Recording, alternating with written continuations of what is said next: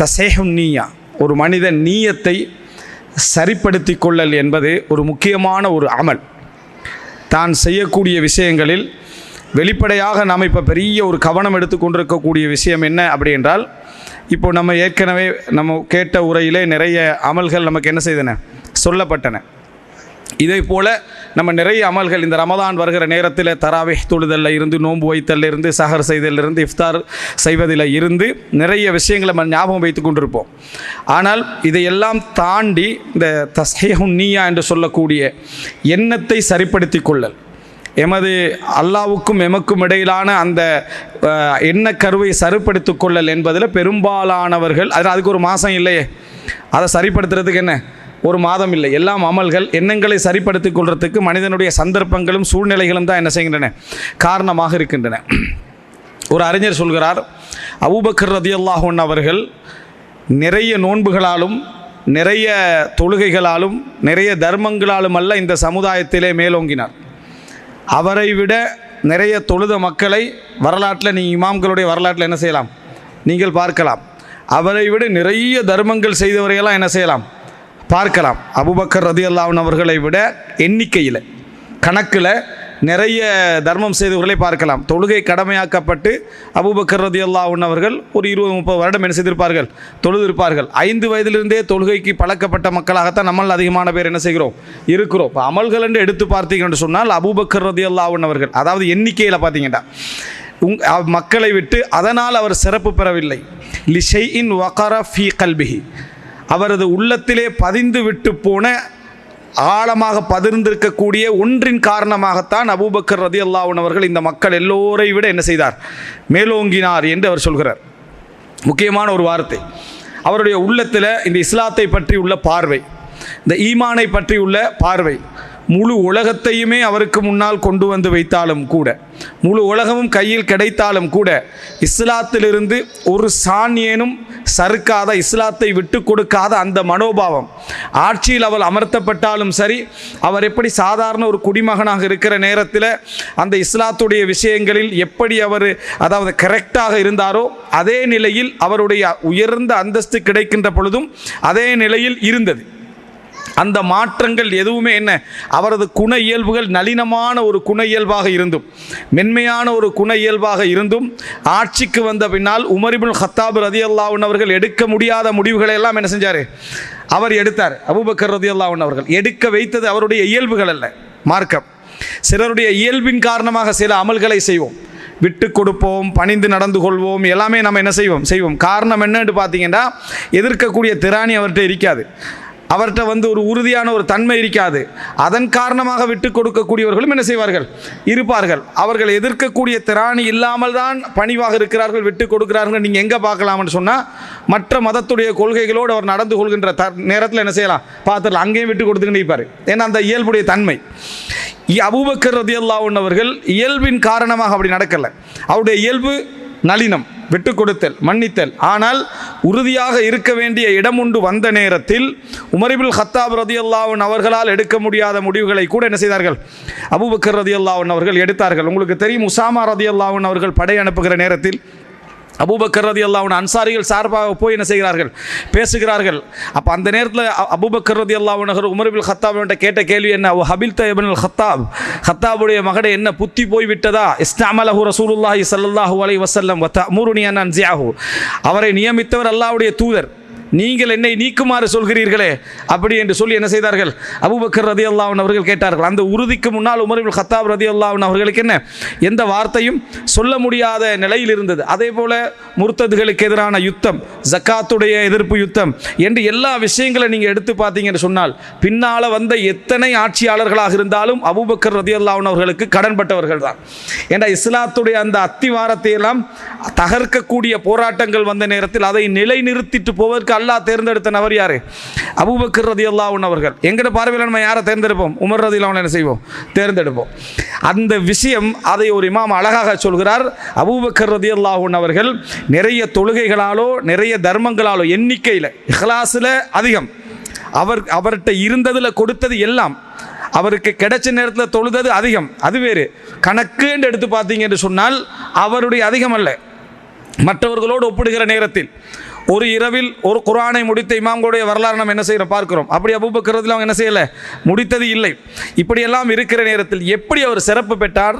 லிஷைஇன் வகர ஃபீ கல்பிஹி, அவரது உள்ளத்திலே இந்த மார்க்கம் சம்பந்தமாக ஏற்படுத்தப்பட்ட பதிவு. இப்போ நம்ம எல்லாரும் எடுத்து பார்த்தோம்னு சொன்னால், சோதனைகளை சந்திக்காமல் நம்ம மார்க்கத்தை நான் விட்டு கொடுக்க மாட்டேன்னு எல்லாரும் நினைப்போம். சோதனையை சந்திக்கிற நேரத்தில் உள்ள அந்த ஆட்டம் இருக்கிறது, இந்த உலகம் நம்மளுக்கு திறந்து தரப்படுகிற நேரத்தில் உள்ள அந்த ஆட்டம் இருக்கிறது, ஆட்சி தரப்படுகிற நேரத்தில், நமக்கு ஒரு ஊரில் ஒரு நிர்வாக விஷயம் தரப்படுகிற நேரத்தில், தலைமைகள் சந்தித்துக் கொள்கிற நேரத்தில், பொருளாதாரம் நமக்கு தேவைப்படுகிற நேரத்தில், நமது உள்ளத்திலே இந்த மார்க்கத்தோடு கம்பேர் பண்ணுற நேரத்தில் ஒரு ஆட்டம் ஒன்று ஏற்படுகிறது. இது அபூபக்கர் ரலியல்லாஹு அன்ஹு அவரிடத்தில் என்ன செய்யவில்லை, இருக்கவில்லை என்பதை நம்ம புரிந்து கொள்ள வேண்டும். இதை இமாம் அப்துல்லா இப்னு முபாரக் ரஹிமஹுல்லா அவர்கள் சொல்லுகிற நேரத்தில் சொல்லுகிறார்கள், ருப்ப அமலின் கசீரின் துகல்லிலுஹுன் நிய்யா. எத்தனையோ அதிகமான அமல்கள் இருக்கிறது, நிறைய அமல்கள் செஞ்சிருப்போம், நீயத்தை அதை சின்னதாக்கிடும், நீயத்தை அதை என்ன செய்து விடும், சிறியதாக்கி விடும். ருப்ப அமலின் சகீரின், எத்தனையோ சிறிய அமல்கள் துகஸ்ஸிருஹுன் நிய்யா, அவைகளை எண்ணம் நீயத்து பெரிதாக்கிவிடும் என்று சொல்கிறாங்க. அப்துல்லா முபாரக் ரஹிமஹுல்லா சொல்கிறாங்க, அப்படி செய்கிற அமல் சின்னது, ஆனால் எண்ணம் அல்லாஹ்வின் பக்கம் அவர் போகக்கூடிய அந்த தாராள தன்மை இஹ்லாஸ் அதிகமாக இருக்கும். அதன் காரணமாக என்ன செஞ்சிடுமெண்டா, அந்த சிறிய அமலை என்ன செய்துவிடும், மிகப்பெரிய இடத்துக்கு அது கொண்டு போய் விட்டுவிடும்.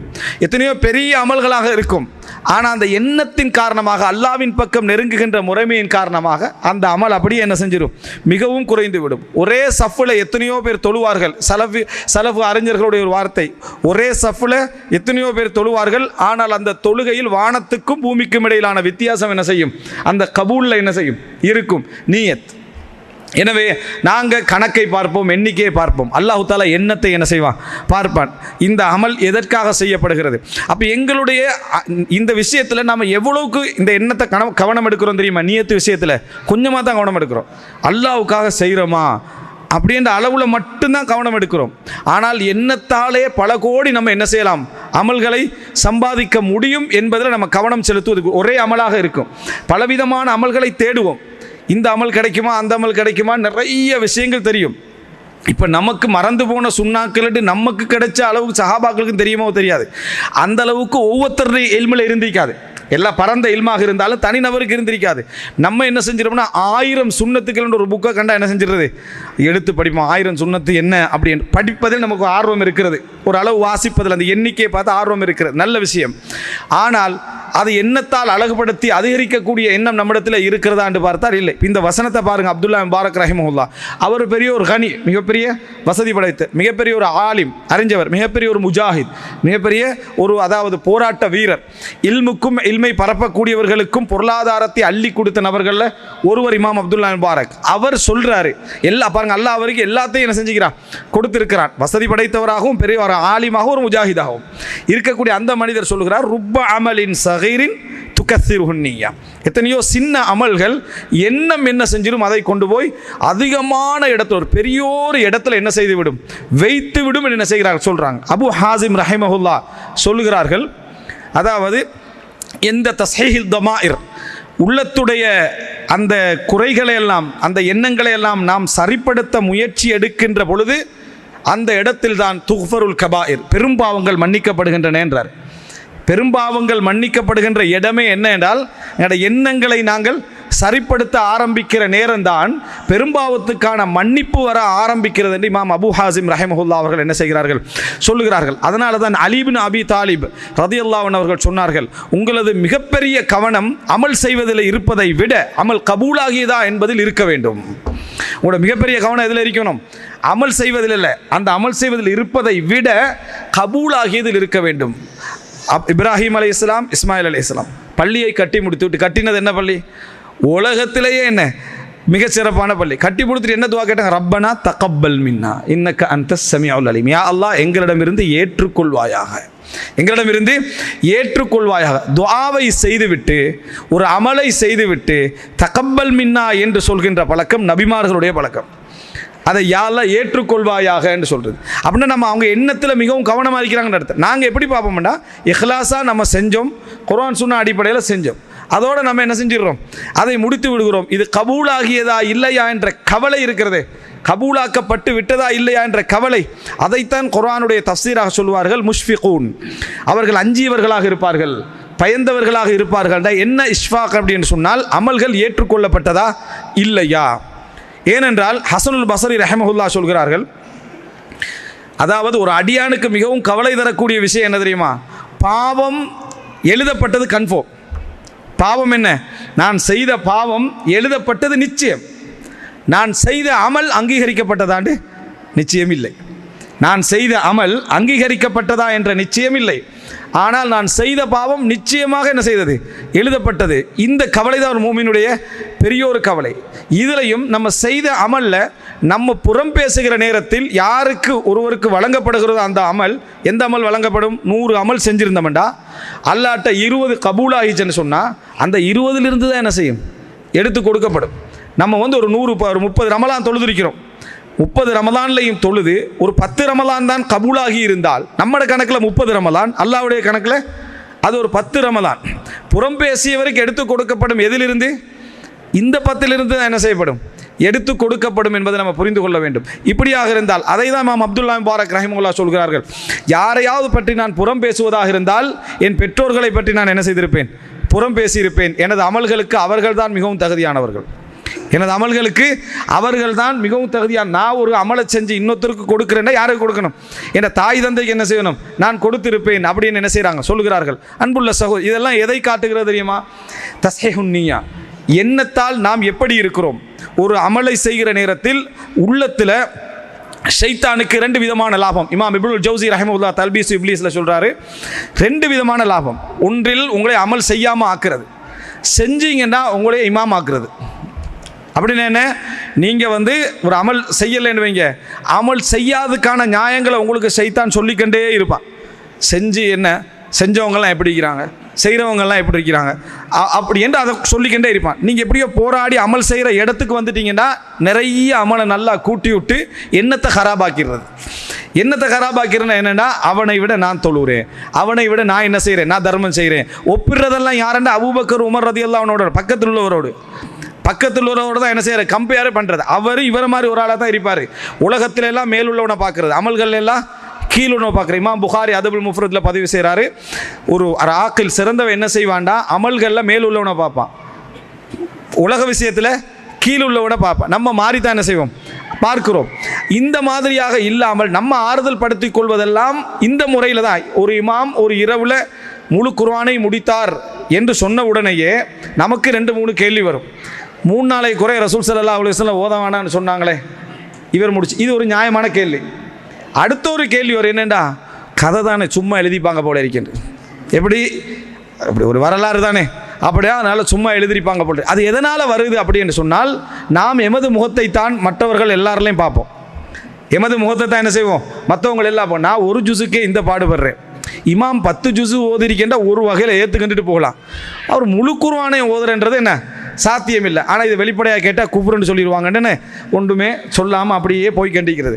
இதையே என்ன காட்டு தெரியுமா, எங்களை எண்ணங்களில் நம்ம எண்ணத்தால் கிளியர் இல்லை, நாங்கள் சரியான விஷயத்தில் இல்லைன்னு அர்த்தம். அன்புள்ள சகோதரர்களே, ஒரு நாளைக்கு 2 முறை குர்ஆன் முடித்தவர்கள்ன்ற வரலாறு என்ன செய்யுது இருக்குது. ஒன்றுக்கு தான் நமக்கு இந்த கேள்வி, ஒன்றுக்கு தான் இந்த கேள்வி. அந்த அறிஞர்கள் அந்த ஹதீதை குர்ஆனை விளங்குவதற்காக தஃப்சீருக்காக ஓதுகின்றவருக்குரிய ஹதீஸாக அவங்க என்ன செஞ்சுக்கலாம், விளங்கி இருக்கலாம். ஏனென்றால் ஹதீஸில் என்ன வருது, 3 நாளைக்கு குறைவாக ஓதியவர் குர்ஆனை என்ன செய்ய மாட்டார், விளங்கி கொள்ள மாட்டார். விளங்குவதற்காக தஃப்சீருக்காக ஓதுவதாக இருந்தால், அறிவோட விளக்கத்தோடு ஓதனமாக இருந்தால் 3 நாளை குறை என்ன செய்யக்கூடாது, ஓதக்கூடாது என்று அவர்கள் புரிந்திருக்கலாம். அல்லது இந்த சட்டத்தை பொறுத்த வரைக்கும் ரசூலாங்க தடை என்று சொல்லவில்லை, சிறப்பு என்றதை என்ன சொல்லி காட்டுவதற்கு சொல்லிக்கலாம். அல்லது அப்துல்லா இப்னு அம்ர் இப்னு ஆஸ் போன்று உலக வாழ்க்கையை புறக்கணித்து வாழக்கூடியவர்களுக்கு இந்த மாதிரி ஓதுறது என்ன தடை என்று புரிந்திருக்க, ஏதோ ஒரு தவறான விளக்கம் அவங்க இருந்திருக்கலாம். அது தவறான விளக்கம் தான், தவறான விளக்கம் என்ன செஞ்சிருக்கலாம், அது இருந்திருக்கலாம். அவங்களோட இஜ்திஹாத் அடிப்படையில் அது சரியாக என்ன செய்திருக்கலாம், இருந்திருக்கலாம். அப்படி நம்ம நினைக்காம நமக்கு முதலாவது என்ன வருதுன்னா, இமாமும் நானும் அப்படி ஒரு தலைப்பெடுக்கலாம், இமாமும் நாங்களும் அப்படின்னு தலைப்பெடுத்தா, இமாம்கள் வந்து அப்படி ஓதுறிக்க ஒரு சான்ஸ் ஒன்று இருக்குமா, நம்ம சந்தேகத்தோட பார்ப்பதற்கு காரணம் வரலாற்றில் அது சாத்தியமா இல்லையான்றது அல்ல. நமக்குள்ள பிரச்சனை வந்து என்னன்னா, நான் அந்த இடத்துக்கு நினைச்சாலும் என்ன அடைய முடியாத இடத்துல இருக்கிறேனே என்றால எல்லாரையும் கெட்டவனாக்கிறது. நமக்கு முடியாதா, எல்லாரும் கெட்டவன், சரியா என்ற இடத்துக்கு வந்து ஆறுதல். ஒரு கெட்டவனுக்கு பெரிய ஆறுதல் என்ன? இன்னொரு கெட்டவனை காண்றது தான். ஒரு அமல் செய்யாதவருக்கு பெரிய ஆறுதல் என்ன? நல்லவன் அமல் செய்யாமல் இருக்கிறது. நாங்கள் ஆறுதல்கள் தான் தேடுகிறோமே தவிர மாறுதல் யாராவது தேடுறோமா? பெரும்பாலும் மாறுதல் தேடுறது என்னது? குறைவு. ஆறுதலாக நான் செய்யாததுக்கு என்னென்ன காரணங்கள் வேண்டும்? தஸ்ஹீஹுன் நிய்யா. தொழுகிற நேரத்தில் கூட இப்போ இந்த ரமலான் ஆரம்பிக்குது. ஒவ்வொரு ரமலானுடைய ஆரம்பத்திலும் எங்களுடைய எண்ணம் எப்படி இருக்கும்? போன ரமலானை நாசமாக்கிட்டோம், இந்த ரமலானை சிறப்பான முறையில் என்ன செய்யணும். இந்த ரமலான் முடிவில் என்ன நினைக்க போகிறோம் இப்போ எல்லாருக்கும் தெரியும் தானே? என்ன, இந்த ரமலானும் போச்சு, இன்ஷா அல்லாஹ் 2025 ரமலானை நம்ம என்ன செய்வோம்? சரிப்படுத்துவோம். இது நம்ம நினைப்போம், இப்போ நினைக்கிறோம், இப்போ என்ன முடியும் அப்படின்னா எங்களுடைய எண்ணத்தில் ஒரு பெரிய ஒரு பலகீனம் ஒன்று என்ன செய்கிறது? எங்கேயோ இருந்து கொண்டிருக்கிறது. அதை உட்கார்ந்து சிந்திப்பதற்கு எங்களுக்கு நேரம் இல்லை. நேரம் இருக்கு, ஆனால் அந்த நேரத்தை வேறு வேறு விஷயங்கள் என்ன செய்கின்றன? பாழாக்கி கொண்டிருப்பதுதான் மிக முக்கியமான காரணம் என்பதை நம்ம புரிந்து கொள்ள வேண்டும். எனவே அன்புள்ள சகோதரர்களே, முதலாவது அம்சம், இந்த ரமலானையோ அல்லது சிறப்பான மாதங்களையோ சிறப்பான அமல்களையோ நீங்கள் அடைகிற நேரத்தில் அந்த அமலை விட அதிகமாக தஸ்ஹீஹுன் நிய்யா, நீயத்தை சரிப்படுத்திட்டோமா என்பதை யோசிங்க. நீயத்தை சரிப்படுத்தி விட்டோம் என்றால் அல்லாஹ்வுக்காக செய்கிறோமா, நம்ம அதில் முகஸ்துதி இருக்கிறதா, நம்ம அந்த அமலை எப்படியெல்லாம் பாதுகாக்கிறோம், அந்த அமலில் எங்களுக்கு கூடுதலான கவனம் எதிலே இருக்கிறது என்பதுதான். இதை ரசூல் ஸல்லல்லாஹு அலைஹி வஸல்லம் ஒரு சமூக கட்டமைப்பாகவே உருவாக்க நினைத்தார்கள்.